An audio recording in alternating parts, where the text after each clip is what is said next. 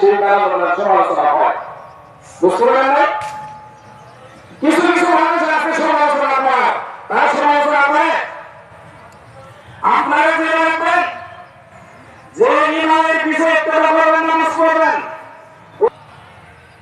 যে ইমামের পিছিয়ে ইত্তেবা করবেন, নামাজ পড়বেন, নামাজ পড়ে যে ইমামের সমালোচনা করবেন, ইমাম এখানে কি করছে, কি বলছে?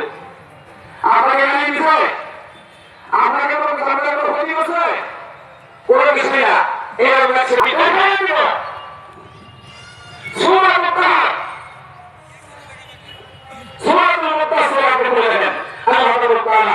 এই আয়াত কোরআন শরীফের কাছে কিনা ফি জান্নাতি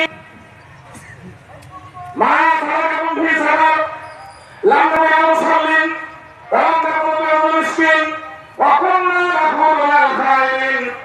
একসাথে চলাফেরা করি, একই বাড়িতে থাকি, এক ভাগ করা হবে। কবরে যাবেন, কবরে গেলে ফারিকুম ফিল জান্নাহ ওয়া ফারিকুম ফিস সাঈর। আল্লাহ বলবেন বান্দা দুবার